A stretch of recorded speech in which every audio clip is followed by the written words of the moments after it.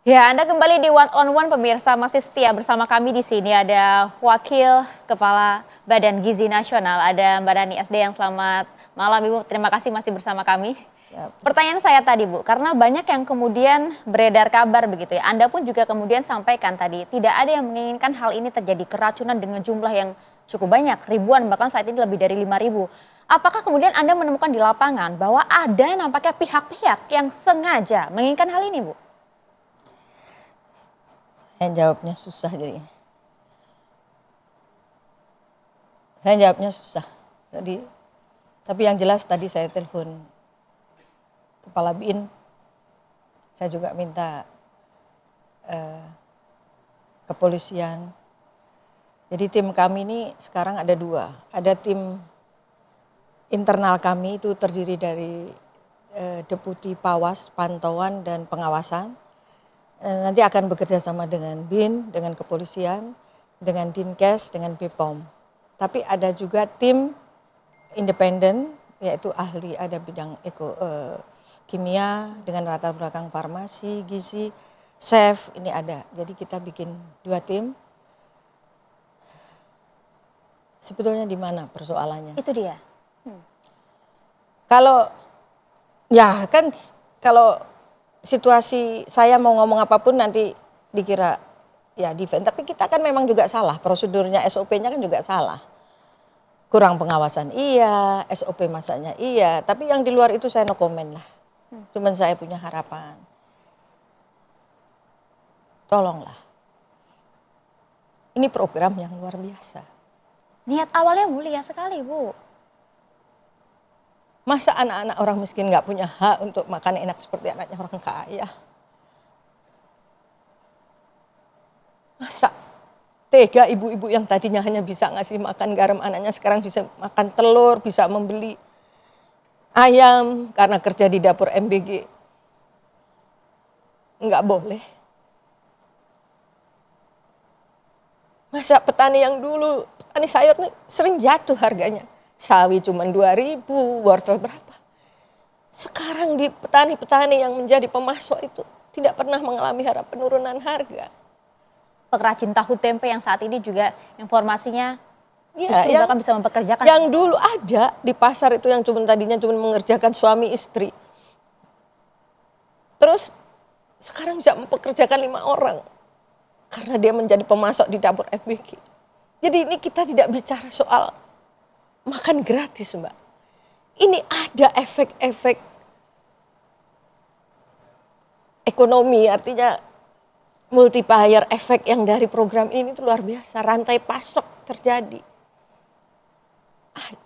Mbak coba bayangin kalau Mbak dengerin. Bisa membelikan anak, sepeda anaknya, bisa membelikan handphone anaknya yang kerja itu. Kalau memang terjadi kesalahan karena teknik kami masak, kami akan bertanggung jawab. Kalau memang ada yang sengaja itu, mohonlah jangan ini mainannya. Mainlah yang lain. Biar kami memberikan kesempatan yang nggak punya ini, punya kesempatan untuk punya kehidupan yang baik gitu. Nah Mbak ya. Ntar dulu, boleh punya tisu nggak? Boleh. Sambil kembali kami ambilkan juga ya Bu untuk Anda. Karena ada banyak kecurigaan di sana Ibu, mengapa kemudian ini terjadi dalam waktu yang bersamaan. Dan kami pun juga miris kalau kemudian ada yang menemukan fakta, memang ada orang-orang yang sengaja. Mengapa kemudian mereka mengorbankan anak-anak, begitu Bu. Dalam suatu program yang begitu mulia, tidak hanya mencerdaskan bangsa, membuka lapangan pekerjaan, memberikan kesempatan bagi orang-orang yang tadinya tidak bisa merasakan mungkin hal-hal yang hanya bisa dirasakan oleh para konglomerat begitu misalnya. Ya memangnya di Indonesia itu nantinya yang boleh jadi pinter, jadi hebat tuh nanya orang kaya. Ya kan Mbak?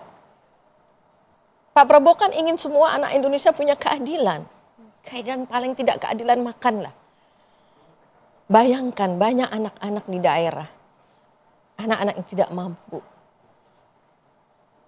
Dia jarang loh sarapan pergi sekolah.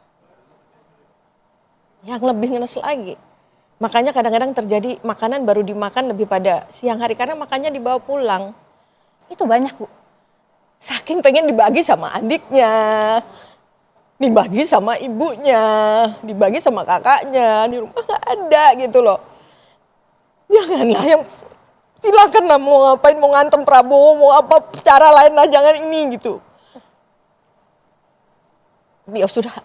Alasan ini yang kemudian membuat Anda selalu emosional kalau membahas mengenai nasib anak-anak yang kemudian harus jadi korban. Karena saya ini hidup saya, parfum saya ini orang miskin. Sejak tahun 2012 saya mengurus yayasannya Pak Prabowo dan pekerjaan saya keluar masuk dan bergaul dengan orang-orang miskin.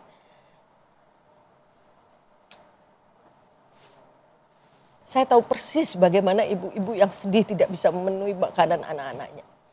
Ya. Saya tahu. Karena hari-hari saya bersama mereka.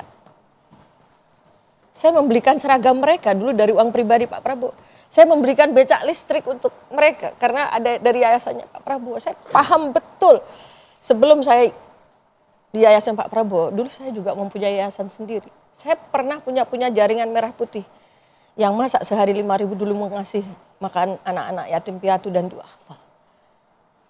Dan alhamdulillah kira-kira 12 tahun saya di situ tidak pernah ada case apa-apa gitu.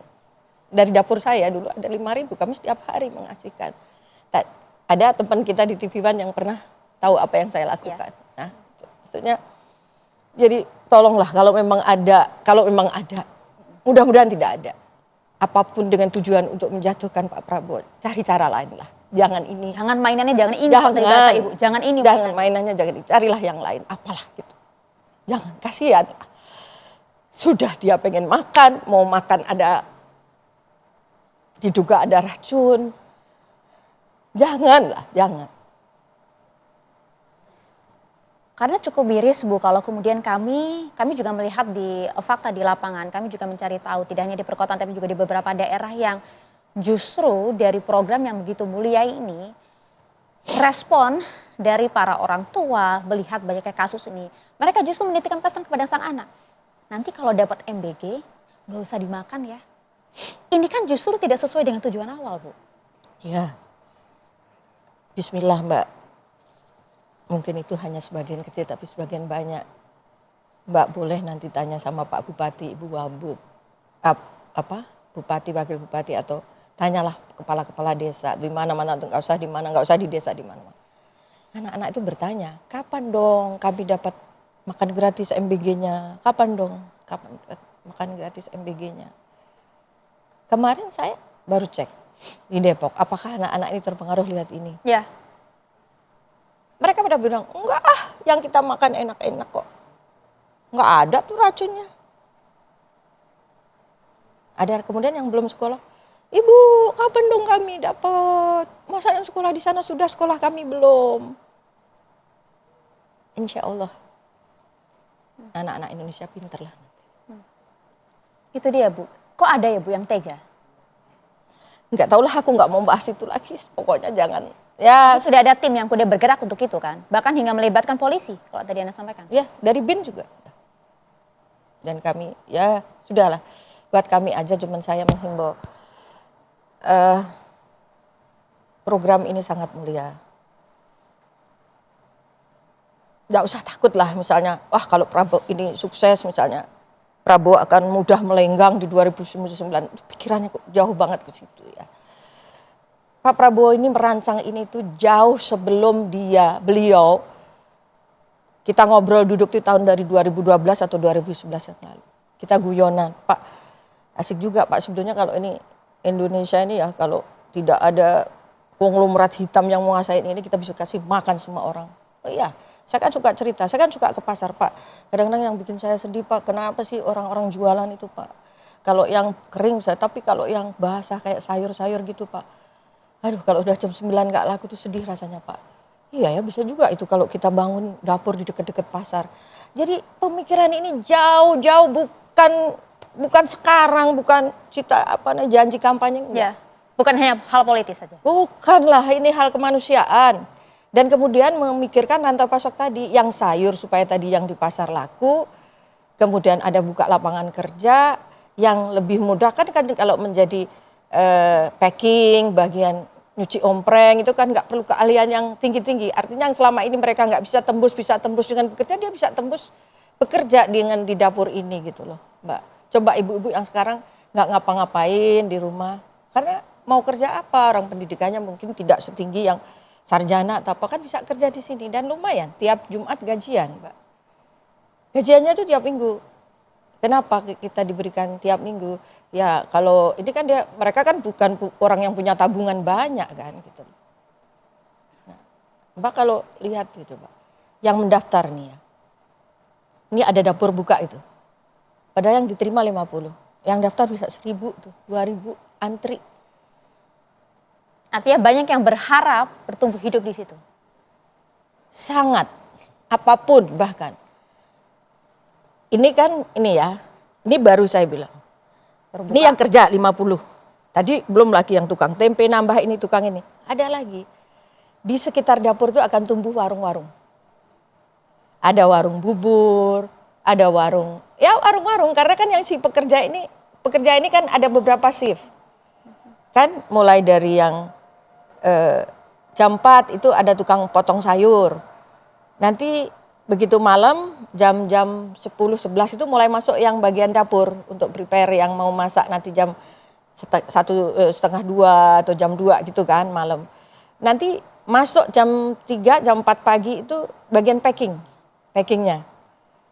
Nanti sore jam 3 ada lagi kelompok masuk lagi yang bagian cuci ompreng. Ya. Rantai ekonomi ini yang kemudian tidak dipikirkan oleh banyak orang. Semua orang selama ini hanya mikirnya makan gizi gratis kayak sudah. Tapi rantai ekonomi yang multiplier efek dari efek ini, katanya kalau yang sekolah ekonomi ini kira-kira saya belajar dari yang para profesor ekonomi kan multiplier efek ini 4-5 kali kalau nggak salah ya. Kalau salah jangan dibully karena saya juga bukan sarjana ekonomi. Tapi saya memang melihat betul. Saya kasih contoh. Ada petani kangkung. Tadinya untuk dia petani kangkung menjual 100 ikat dengan harga 200 perak saja sampai sore hari belum laku, belum semua, kadang-kadang layu. Mbak bayangin apa nggak habis besok kalau nggak laku. Tetapi begitu ada dapur MBG ini, jangankan 100 ikat. Dia harus pasok bisa sampai 3 kintal 350 kilo. Dia bisa bawa teman-temannya kalau di Tapos itu sekecamatan Tapos itu. Dibawa semua teman-temannya, dia bisa ngajak teman-temannya petani lain untuk menjadi pemasok kangkung misalnya. Angin segar bagi para petani. Iya, coba orang yang tadinya pendapatannya berapa dan malah kadang-kadang dia harus nombok karena sayurnya nggak laku, sekarang punya pemasukan besar. Tapi begini Bu, mengapa ya Bu, masih saja ada kemudian dapur-dapur MBG, SPPG yang justru menggunakan ini sebagai celah untuk kemudian mengambil keuntungan sendiri. Banyak yang kemudian mereka melanggar SOP, bahkan kemudian tidak memiliki sertifikat, bahkan justru juga menganggap kualitas dari makanan yang kemudian akan diterima oleh anak-anak ini dianggap sepele. Sehingga dampaknya kita lihat dengan beberapa banyak yang kemudian anak-anak yang harus kemudian dirawat di rumah sakit. Sesaat lagi Bu, kami akan bahas untuk Anda.